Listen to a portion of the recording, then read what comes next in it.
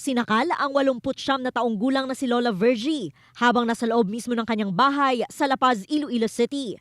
Nakuhanan din ng CCTV pero hindi isinapubliko kung paano kinaladkad ang biktima sa kanyang kwarto. Nasa abroad ang anak ni Lola Virgie pero dahil nasaksihan niya ito sa CCTV, nakiusap siya sa isang kaanak na puntahan ng ina. Noon na tumambad ang karumal-dumal na sinapit ng biktima. Yung grab sa liog, gilogin sipit sa liog, kaginyod-yod pakadto dito sa may kitchen nga way. Kay yung kitchen nga way nga na, dito ang kitchen, dito gatubang ang room sang tigulang.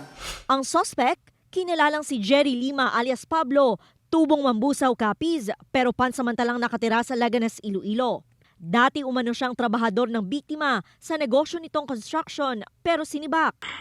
Base sa CCTV video, alas 8:05 ng umaga nitong May 24 nang kumatok ang suspect sa gate at pinapasok ng biktima.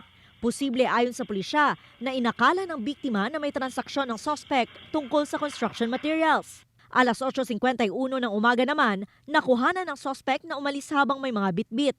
Pinaniniwala ang iyon ng mga ninakaw ni relo, cash at mga alahas na binalot sa damit. Pagnanakaw at galit ang tinututukang anggulo sa krimen.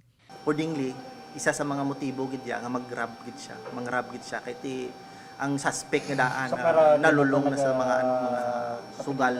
Pinaniniwalaan ring plinano ng suspect ang krimen dahil isinabay sa day off ng kasambahay ng biktima.